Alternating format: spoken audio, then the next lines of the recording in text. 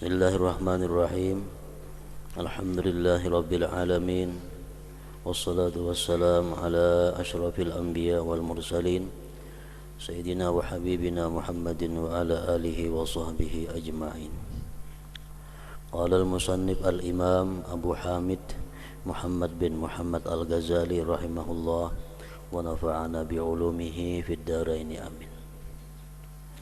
Al-wazifatu tsalisah ay yaqra'a bis subhi suratayn minal masani madunal mi'ah.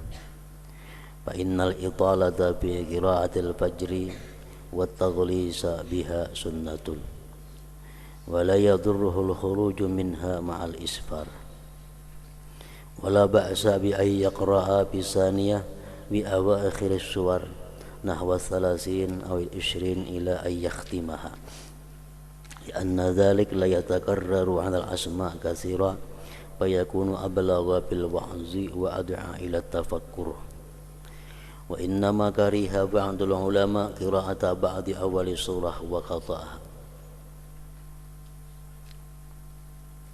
وقد روي أنه صلى الله عليه وسلم قرأ بعض سورة يونس فلما انتهى إلى ذكر موسى وفرعون قطع فركع. وروي أنه صلى الله عليه وسلم قرأ بالفجر آيات من البقرة وهي قوله قولوا آمنا بالله وما أنزل إلينا وبالثانية ربنا آمنا بما أنزلت. وسمع بلالا يقرأ منها هنا وها هنا فسأله عن ذلك فقال أخلط الطيب بالطيب فقال أحسنت إلى آخره. Makna daripada kalam Al-Imam Al-Ghazali rahimahullah wa nafa'ana bi ulumih. Yang ketiga daripada tugas-tugas seorang imam, ia membaca pada salat subuh dua surah dari Al-Mathani, yaitu surah yang di bawah 100 ayat.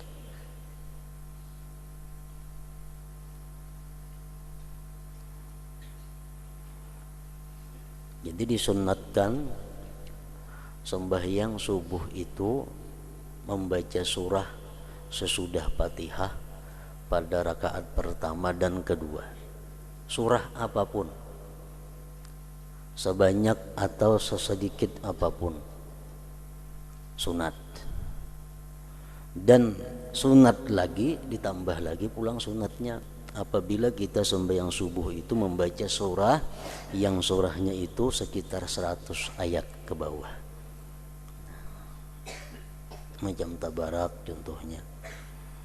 Sembahyang subuh bismillahirrahmanirrahim, Fatihah, tentang Fatihah baca tabarakalladzi biyadihil mulku. Kan Fatihah itu di bawah 100 ayat, Tabarak di bawah 100 ayat, 30 ayat surat Al-Mulk itu, atau surat Waqiah atau surat Ar-Rahman. Nah, jadi apabila kita sembahyang subuh, surahnya surah itu yang dibaca, sunat lagi hukumnya, melebihi daripada sunat sekedar membaca surah.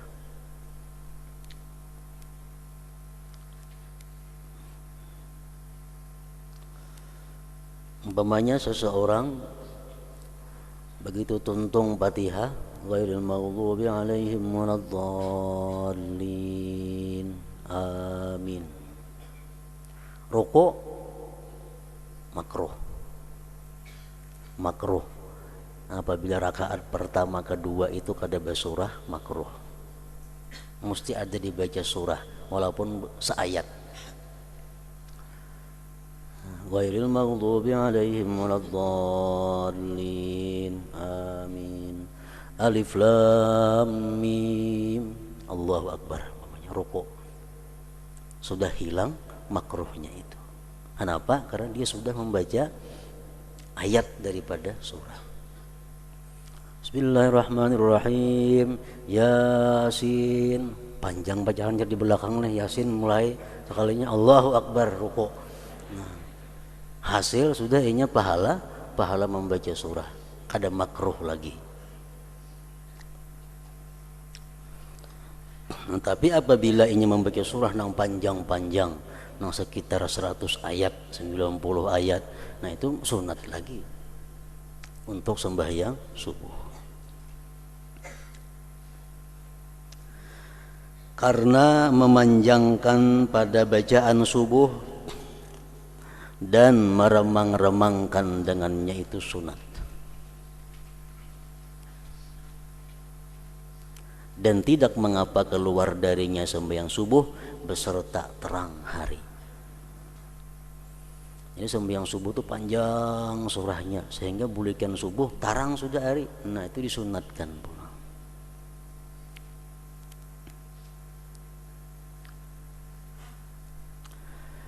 Dan tidak mengapa pada rakaat yang kedua dari sembahyang subuh itu, rakaat yang kedua membaca akhir-akhir surah. Akhir-akhir surah sekitar 30 atau 20 ayat sampai akhirnya. Ini rakaat pertama sasurahan. Ini rakaat yang kedua ambil di ujung-ujung surah. Ambil di ujung surah. Karena hal itu tidak berulang atas pendengaran, dengan banyaknya mendengar, maka itu menjadi lebih fasih dalam memberi nasihat dan lebih mendorong untuk dipikirkan. Kalau kita membaca ayat itu aja ayatnya, bila sidin imam itu aja surahnya, nah orang muyak mendengar. Hafalan lain gak ada lagi, kuliahan wallahu ahad bila jadi imam. Jadi ayat itu kadang memberikan lagi nasihat kepada makmum. Ayat itu kadang menimbulkan lagi untuk dipikirkan, karena itu yang didengar. Nah, jadi disuruh kita membawa ayat-ayat yang jarang didengar supaya yang di belakang ini bisa lebih tafakur. Maka itu menjadi lebih fasih dalam memberi nasihat dan lebih mendorong untuk dipikirkan. Sebagian ulama artinya pada seluruh ulama, sebagian ulama tidak menyenangi membaca sebagian awal surah dan dipotongnya. Yang kayak tadi Yasin, ruku, lebih baik mengambil di ujung tapi khatamkan itu surah daripada mengambil di awal seperapat kena ruku. Nah itu kurang baik, lebih baik mengambil di ujung tapi ditamatakan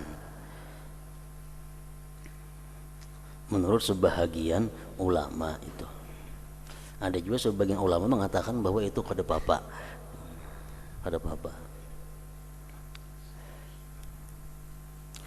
Telah diriwayatkan bahwasanya Nabi sallallahu alaihi wasallam membaca sebagian surat Yunus ketika beliau sampai kepada penyebutan Musa dan Fir'aun, maka beliau potong lalu beliau ruku.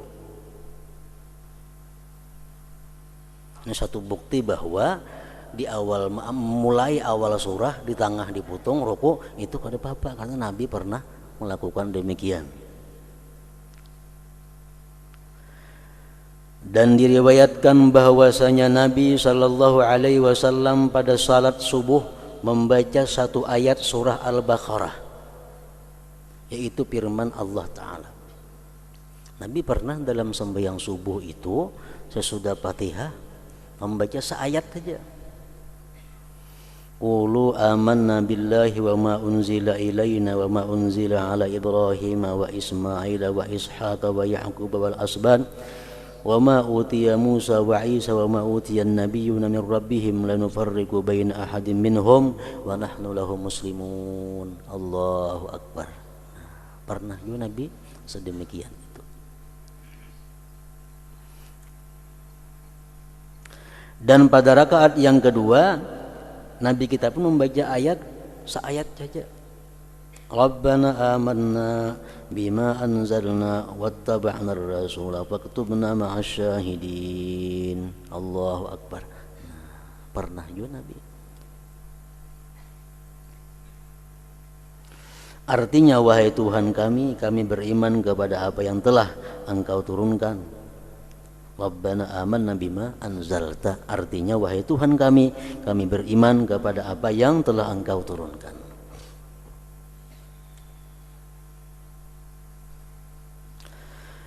Beliau mendengar Bilal membaca dari sini dan dari sini. Bilal pernah sembahyang bernyari, ayatnya campur aduk. Ayat surah ini dibaca saputong, ada surah ini diambil saputong, ada surah anu saputong. Nah.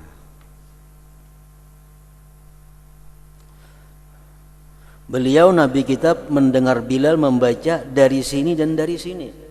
Artinya dari surah Baqarah diambil seayat, Al Imran seayat, An-Nisa pulang dua ayat disambung-sambung kayak itu dalam sembahyang nih. Lalu Nabi bertanya kepadanya tentang hal itu. Jadi Nabi kenapa ikan Bilal berputong-putong itu ayat, surah anu diambil sekian ayat, surah ini sekian ayat, kenapa kayak itu? Lalu ia menjawab, si Bilal menjawab, saya mencampurkan yang baik dengan yang baik. Saya mencampurkan yang baik dengan yang baik. Karena ayat yang di surah Baqarah bagus, ayat yang di Ali Imran bagus, ayat yang di An-Nisa bagus, mencampur yang baik dengan yang baik. Maka beliau bersabda, ahsanta, artinya kamu telah melakukan kebaikan. Ada apa artinya? Rakaat pertama baca ayat kursi, supaya mau ubah-ubah aja pada ngerajin-rajin tuh, diubah berapa puluh tahun sudah enggak surah itu dia diubah, dan kalau ada larangannya mau ubah-ubah itu.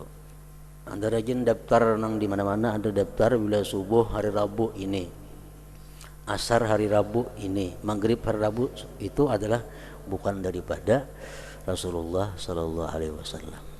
Itu hanya ulahan orang-orang nang tadudi, dan kada bapak itu kada diikuti.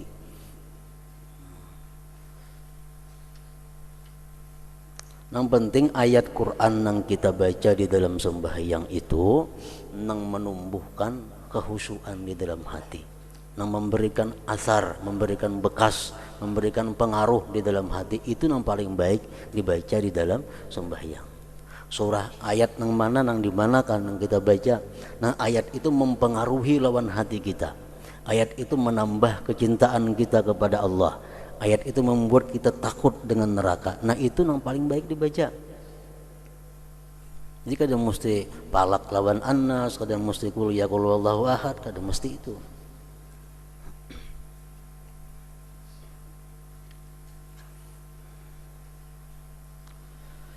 Contohnya macam Bilal tadi.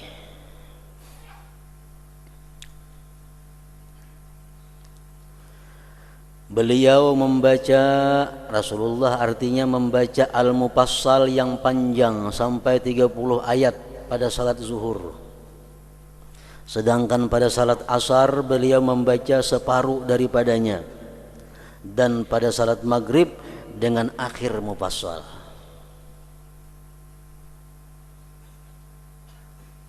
Menurut sebahagian ulama fikih, Mufassal yang panjang itu mulai Al-Hujurat, surat Al-Hujurat sampai Amma Yatasaalun. Itu ngarannya Al-Mufassal yang panjang-panjang. Mufassal yang panangah itu mulai Amma Yatasaalun sampai Wadduha. Mufassal yang pendek mulai Wadduha sampai An-Nas. Jadi kalau maghrib itu pilih surat-surat yang ada di Mufassal yang pendek, Wadduha kah, Wattini kah, nah itu.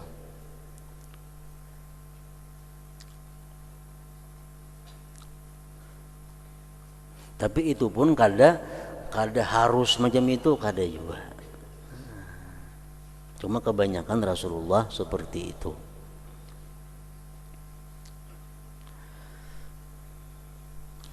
Salat yang terakhir dikerjakan oleh Rasulullah Sallallahu Alaihi Wasallam adalah salat maghrib. Padanya beliau membaca surat Al-Mursalat, panjang. Wal Mursalati Urfan itu 50 ayat. Sembahyang maghrib Nabi kita membaca suratnya itu akhir hayat Sidin. Setelah itu beliau tidak salat sehingga beliau meninggal dunia. Secara jumlah dengan meringankan itu adalah lebih utama, lebih-lebih apabila jamaah itu banyak. Itu kesimpulannya. Makin banyak jamaahnya, makin pendek, makin bagus.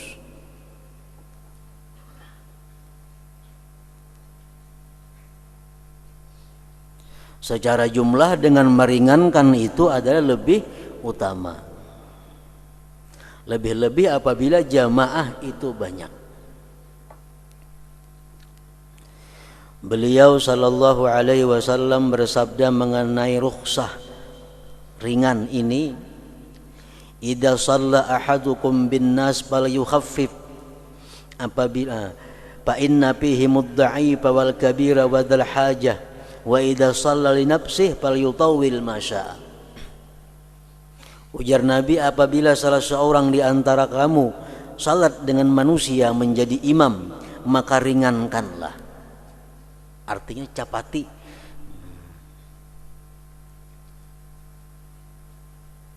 Karena di kalangan mereka ada orang yang lemah. Ada orang namang gatar berdiri lawas.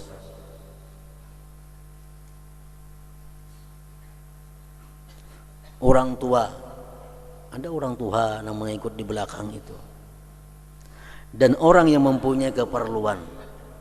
Ada orang hanya singgah umpat lalu meneruskan perjalanan sembahyang di tempat jamaah itu. Nah, jadi kada mesti.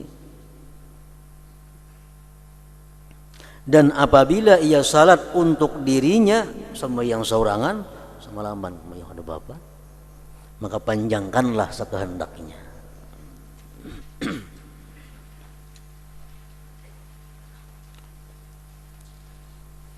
Kita paling sampai yang sorangan handap belajar jadi imam panjang. Nah, sembahyang sorangan kalau ya kalau Allahu ahad saja subuh kah apakah belajar jadi imam subuh lo sabih marabikal a'la tak paling itu marahnya orang bisa sampai yang sorangan panjang-panjang, bila ka orang banyak hanya berhandap.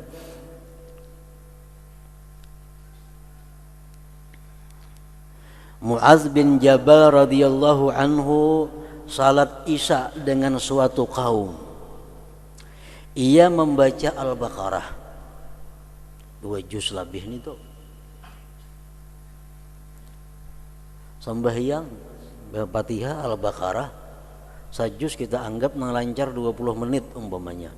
2 juz 40 menit. 2 juz setengah sejam. Sarakaat yang sembahyang. Jadi Mu'adz bin Jabal sahabat Nabi ini Sidin jadi imam membaca surat Al-Baqarah satuntungnya mulai awal. Lalu seseorang laki-laki keluar dari salat. Ada namu perakah, kada tahan berjam-jam berdiri. Lalu seorang laki-laki keluar dari salat dan menyempurnakan bagi dirinya sembahyang sorangan. Mau perakah? Lalu jadi pembicaraan. Mereka mengatakan laki-laki itu menjadi munafik. Mereka mengatakan bahwa laki-laki yang sembahyang muparakah itu orang munafik, yang sembahyangnya kada tahan lawas. Jika orang beriman sembahyang itu 2 jam enggak ada apa-apa, ujar nang hadirin ini. Lalu keduanya mengadu kepada Rasulullah sallallahu alaihi wasallam. Lalu Rasulullah sallallahu alaihi wasallam mencegah Mu'adz, melarang Mu'adz dan bersabda Nabi, apakah kamu tukang fitnah hai Mu'adz? Ikam tu artinya Mu'adz mau ulah fitnah. Gara-gara ikam panjang bacaan surah, orang ada nama parakah, akhirnya dawa mendawa, sangka-besangka itu munafik gara-gara ikam asalnya kepanjangan membaca surat. Jadi engkau ini ada tukang fitnah.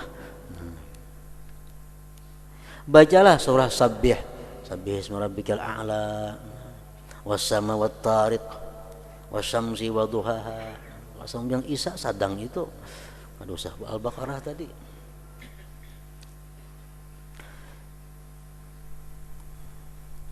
Nah, jadi itulah tugas seorang imam dalam hal membaca surah. Yang penting dilihat keadaannya. Bila orang banyak nang hadir, nah, makin cepat ringkas makin bagus. Bila nang hadir ini orangnya orang nang tertentu, kaumun mahsurun, kaum yang tertentu, umpamanya nang hadir di sini adalah jamaah majelis ta'lim tertentu, nang hadir di sini santri-santri tertentu, nah itu kada jadi masalah dipanjangi, kada jadi masalah. Adapun tugas-tugas pada rukun salat maka ada 3, yaitu pertama meringankan rukuk dan sujud. Imam nih, si imam rukuk ringkas, sujud ringkas. Di belakang kan ternyata ada yang salismaan, ada yang betukan, sujudnya lawas.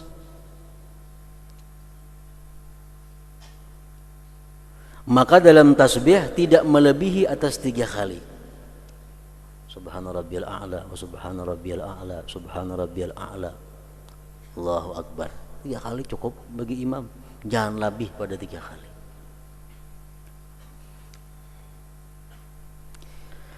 Telah diriwayatkan dari Anas radhiyallahu anhu bahwasanya ia berkata, saya tidak melihat salat yang lebih ringan, lebih ringkas daripada salat Rasulullah sallallahu alaihi wasallam dalam keadaan sempurna.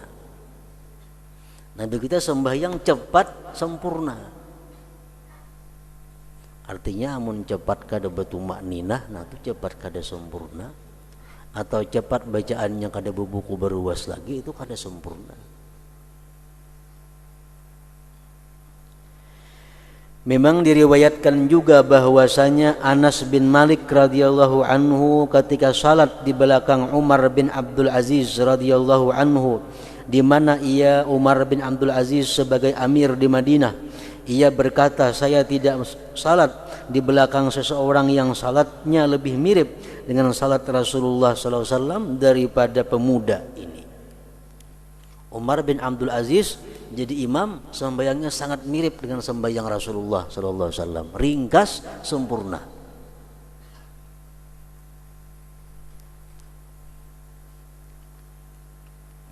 Ia berkata, kami bertasbih di belakangnya 10 kali. Dan diriwayatkan secara jumlah bahwasanya mereka berkata, kami membaca tasbih di belakang Rasulullah sallallahu alaihi wasallam di dalam rukuk dan sujud 10 kali. Itu adalah baik. Tetapi 3 kali itu apabila jamaahnya banyak adalah lebih baik. Nabi kita mau sujud sini bagi tasbih 10 kali. Kalau sidin lihat nang hadir ini orang-orang tertentu. Kalau orangnya banyak cukup 3 kali.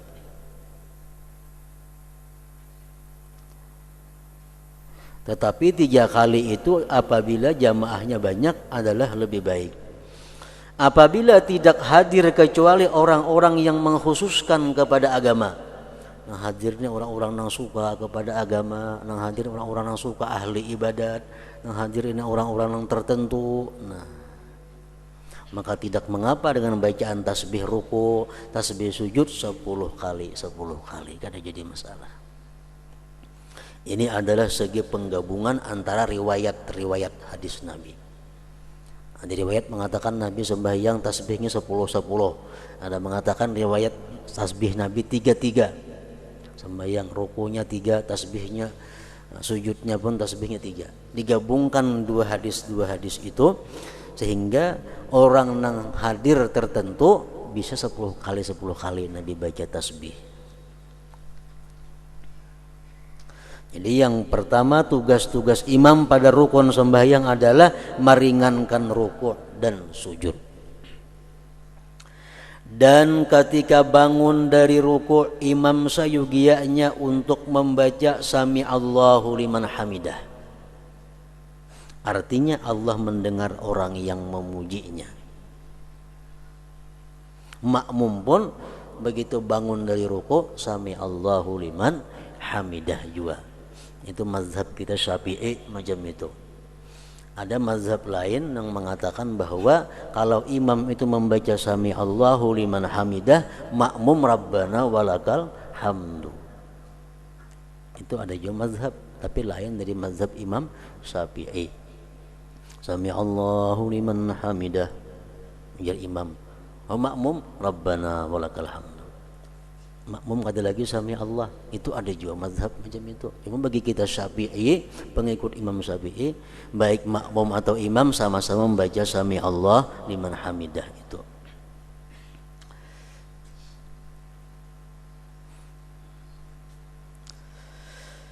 Yang kedua, pada makmum sayogianya untuk tidak menyamai imam pada rukuk dan sujud.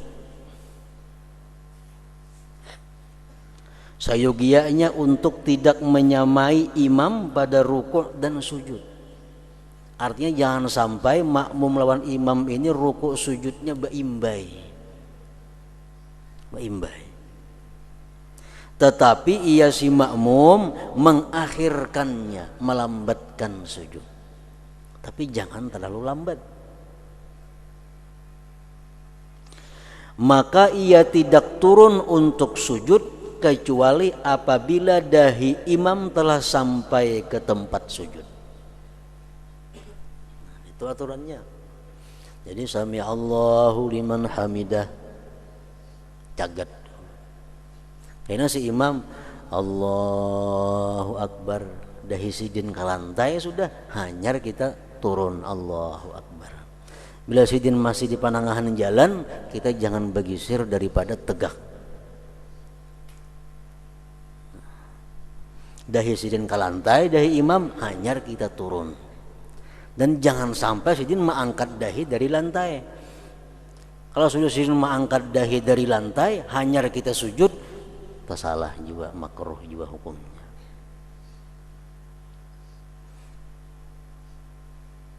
Demikianlah cara mengikutnya para sahabat kepada Rasulullah sallallahu alaihi wasallam. Dan ia tidak turun untuk ruku sehingga imam lurus rukuknya. Allahu Akbar, imam ruku. Sudah sidin tumak ninah ruku, hanyar kita ruku.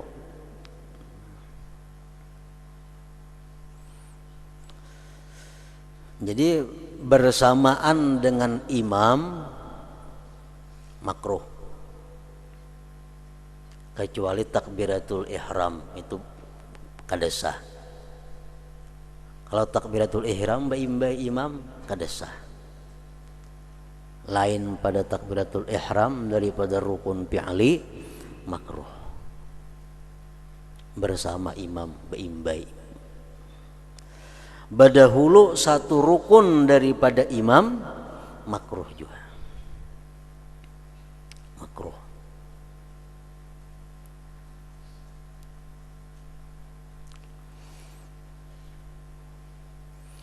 Badahulu pada imam satu rukun, makruh. Dan bagi nang badahulu itu disunatkan inya bebulik atau mufarakah jikalau badahulunya itu kada sengaja. Misalnya pembacaan biang juhur, pembacaan Fatihah, datang orang di belakang masbuk, Allahu Akbar, dikira imam ruku, dan masbuk nyaring mana bertakbir, nang si makmum ini Allahu Akbar ruku, sekali imam belum lagi ruku, imam belum. Nah kayak apa nang ruku ini? Pilih antara dua, hendak muparakah boleh, atau bebulik berdiri, bebulik berdiri. Jangan begana ruku itu, bebulik. Jadi berdahulu satu rukun makruh, bertinggal satu rukun makruh juga. Sujud kalau lawasan, kalau sujud terakhir lawas kada jadi masalah. Ini sujud nang kada terakhir, misal sujud nang pertama, awas sujud Imam sudah sujud nang kedua hanyar bangkit, nah itu makruh juga. Nah makruh tadi menghilangkan pahala jamaah, menghilangkan pahala jamaah. Tufawwitu fadilatal jamaah, menghilangkan, meluputkan atau menggugurkan pahala jamaah nang 25 atau 27 itu. Artinya sama lawan sembahyang surangan jadinya.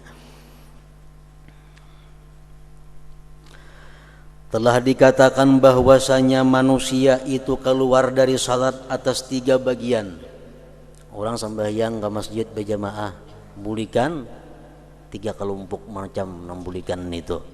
1 kelompok dengan 25 salat. Ada yang bulik ke rumah membawa pahala 27 karena sembahyang berjamaahnya. Yaitu orang-orang yang bertakbir dan rukuk setelah imam. Artinya orang ini gerak-geriknya sesudah imam. Kadang mendahului pada imam, kadang maimbayi imam. Dan kadang terlalu berdudi daripada imam. Nah ini orang bulik membawa sembahyang fadilat jamaah 27 pahala. Yang kedua 1 kelompok dengan 1 salat. Ada orang ke masjid bulik pahala sama sembahyang surangan. Pahala jamaah kada dapat, yaitu orang-orang yang menyamai selalu bersamaan dengan imam. Pahala jamaah kada dapat. Yang ketiga 1 kelompok dengan tidak mendapatkan salat, yaitu orang-orang yang mendahului imam. Ini prai kada dapat pahala dan bisa sembahyangnya kada sah kalau yang didahuluinya itu takbiratul ihram. Telah terdapat perbedaan pendapat mengenai imam dalam rukuk, apakah menanti orang yang masuk supaya dapat menyusul agar dia mendapat keutamaan jamaah dan mereka mendapatkan rakaat. Imam rukuk, ada orang di belakang gelabak-gelabak datang nama ikut imam. Amun imam ni sami Allah liman hamidah kada dapat rakaat nih. Apakah imam ni sunat menghadangi balawas rukuk supaya nang datang ni sampat umpat rukuk lawan imam dapat rakaatnya? Apakah menanti orang yang masuk supaya dapat menyusul agar ia mendapat keutamaan jamaah dan mereka mendapatkan rakaat? Barangkali yang lebih utama adalah hal itu disertai ikhlas. Boleh menunggu tapi ikhlas. Dalam kitab lain ditambah lagi di samping ikhlas, nang talambat ni orangnya kada katuju bala lambat. Nang datang ini mengkebiasaan nang pelambatnya datang jangan dihadangi pada waktu rukuk itu. Hal itu tidak mengapa apabila tidak tampak perbedaan yang jelas sebagai hadirin, karena sesungguhnya hak mereka itu dipelihara pada meninggalkan memanjangkan atas mereka itu. Artinya boleh aja menghadani satu mat supaya sahabat dapat rakaat, tapi jangan terlalu lawas karena nang hadir ini dijaga juga haknya. Yang ketiga dalam tasyahud, dalam doa tasyahud imam tidak menambah atas kadar tasyahud karena khawatir dari pemanjangan.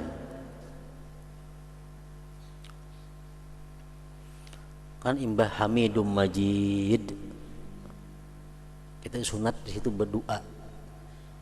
Sunat doa dibaca. Doa nang apakah? Tapi doa yang diajarkan Nabi lebih baik.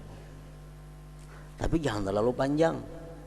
Kadar panjangnya macam apa? Kadar lawasnya sakadar mulai at-tahiyatul mubarakah sampai kepada asyhadu an la ilaha illallah wa asyhadu anna muhammadar rasulullah. Saya itu panjangnya ayuhan ditambah lagi.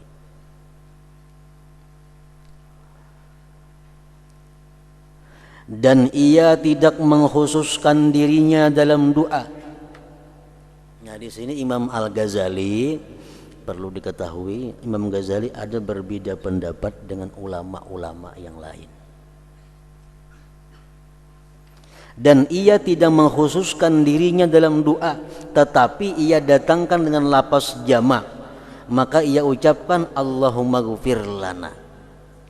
Imam, makmum biasa saja kan, imbah hamidum majid, Allahumma ghfir li, biasa kayak itu kan, Allahumma ghfir li ma qaddamtu wa ma akhartu. Itu kalau kita jadi makmum. Kalau kita jadi imam mesti Allahumma ghfir lana, Allahumma ghfir lana ma akhta apa. Artinya ya Allah ampunilah kami, dan jangan mengucapkan Allahumma ghfirli ma qaddamtu. Mesti Allahumma ghfir lana ma qaddamna wa ma akharna wa ma asrarna wa ma a'lanna, itu seterusnya.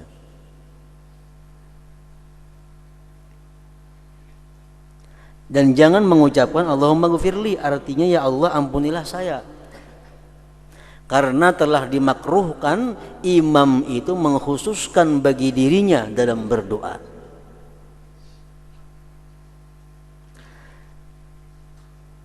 Nah, di sini ada perselisihan dengan ulama-ulama lain. Ulama-ulama ahli fikih mengatakan bahwa yang imam itu disuruh memakai kalimat jamak hanya pada waktu qunut. Allahumma hadina fi man hadait wa afina fi man afait wa tawallana fi man tawallait wa barik lana fi ma. Nah, itu aja. Kalau lain pada doa qunut, doa duduk tasahud, doa duduk antara dua sujud, biasa saja rabbighfirli, ada usah rabbighfir lana, ada usah si imam. Nah, ini yang mu'tamad, yang lebih kuat daripada pendapat Imam Ghazali ini.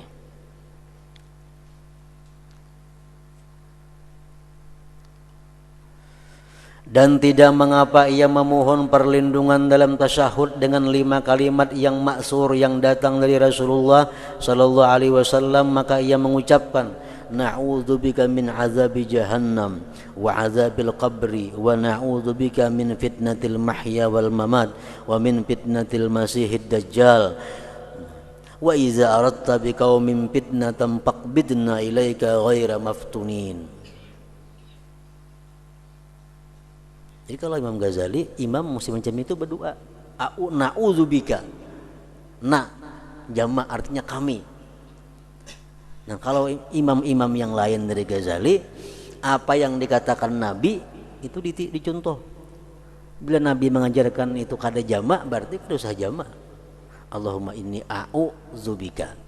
A'u aja, kada usah na'u. Karena Nabi membaca a'u aja. Artinya kami berlindung kepadamu ya Allah dari siksa neraka jahanam dan siksa kubur. Kami berlindung kepadamu dari fitnah cobaan hidup dan cobaan mati, dan dari fitnah cobaan Masihid Dajjal. Apabila engkau ya Allah menghendaki fitnah bagi suatu kaum, maka matikanlah kami kepadamu dengan tidak terkena fitnah. Ini doa. Ya Allah, apabila engkau hendak menurunkan fitnah di kampung ini, fitnah artinya macam perang saudara atau ada seumpamanya itu, matikanlah kami sebelum terjadi itu. Maka matikanlah kami kepadamu dengan tidak terkena fitnah. Dan dikatakan Dajjal itu disebut Masih karena ia menjelajahi bumi dengan sepanjangnya. Dan ada yang mengatakan ia dihapus matanya, yakni hilang sinar matanya. Arti Masih Dajjal itu. Adapun tugas salam maka ada 3, yaitu ia berniat memberi salam kepada kaum dan malaikat dengan 2 salam itu. Ini si imam, Assalamualaikum warahmatullah. Kumnya itu ke mana? Assalamualaikum warahmatullah. Selamat atas kamu dan rahmat Allah. Kamu siapa? Nah,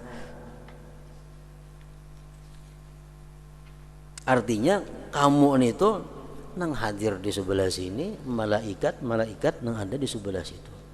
Karena yang kedua, Assalamualaikum warahmatullah, jamaah nang di sebelah sini dia khitab dengan kumnya itu.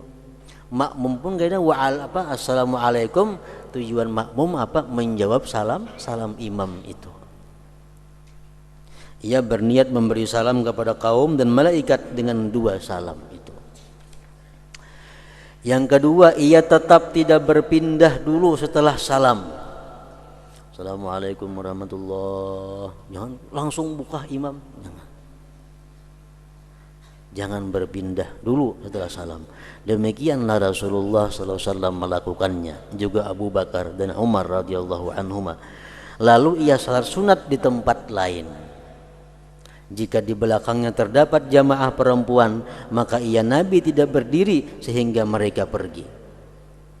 Ini dalam hadis masyhur bahwasanya beliau Nabi SAW tidaklah duduk kecuali sekedar bacaan beliau, Allahumma antas salam wa minkas salam tabarakta ya dzal jalal wal ikram. Artinya, ya Allah, engkaulah zat yang maha sejahtera, daripada mula kesejahteraan itu maha suci engkau, wahai zat yang maha besar dan maha mulia. Jadi kalau wirid nang kita baca sembahyang tuh, nang mulai nang la ilaha illallah wahdahu la syarikalah itu semua wirid itu datang daripada Rasulullah sallallahu alaihi wasallam. Bukan diulah ulama, itu ada. Itu dari hadis-hadis semua. Cuma Nabi kita kadang menyusun macam itu. Makanya wirid sini mata pura belain susunannya. Kenapa? Karena susunannya bukan dari Nabi. Nabi seputong-seputong aja mengajari. Ya, Nabi sembahyang baik membaca la ilaha illallah 10 kali, baik membaca tasbih 33, tahmid 33, takbir 33. Baik membaca ayat kursi sembahyang. Lalu disusun oleh ulama supaya terangkum semuaan itu. Kalau wiridnya itu dari Nabi, bukan dari ulama. Nah, itu semacam. Yang kedua, di zaman Nabi itu kadada berdarau wirid macam kita ini, masing-masing baca wirid dan begimit semuaan. Nah, kata dikomando oleh imam wirid itu kada. Jadi assalamualaikum warahmatullah, assalamualaikum, masing-masing bacaan. Kalau tidak membulikan sembahyang kada ada. Cuma bacaan, cuma masing-masingnya pun orang bacaan. Cuma kada berdarau itu. Nah, kalau kayak apa hukumnya berdarau kayak kita rajin itu berwirid?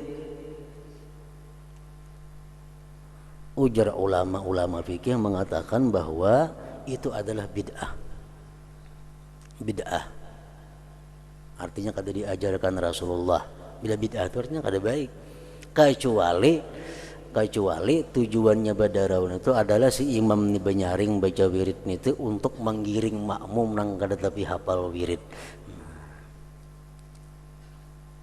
Makmum nih suruh baca wirid surangan bisa ada nang kada hafal.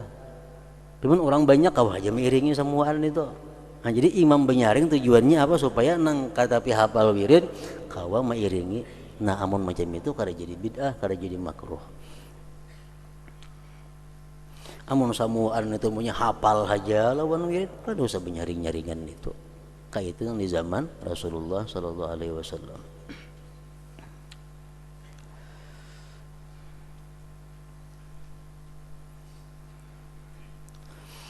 Ketiga, apabila ia duduk setelah salam maka sayogianya ia menghadap muka kepada manusia dan makruh bagi makmum berdiri sebelum menulihnya imam. Telah diriwayatkan dari Talha dan Az-Zubair radhiyallahu anhuma bahwasanya mereka berdua salat di belakang imam. Ketika mereka berdua salam, mereka berkata kepada imam, alangkah baik salatmu dan alangkah sempurnanya, kecuali satu hal, yaitu ketika kamu salam kamu tidak menolehkan wajahmu kepada manusia, langsung buka. Kemudian mereka berkata kepada manusia, alangkah baik salatmu melainkan kamu pergi sebelum imam menoleh kamu. Kemudian imam pergi sekehendaknya. Jadi sembahyang tu imam kemana buliknya, jalan kiri, jalan kanan, jalan muka, terserah. Itu Nabi kadang menentukan dari sebelah kanannya atau kirinya, sedangkan sebelah kanan lebih disukai. Inilah tugas imam pada semua salat tadi.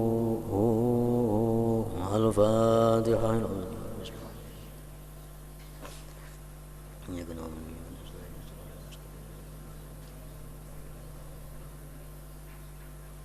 فيا أيها الرجل منه شفاعة صلوا عليه وسلموا تسليما.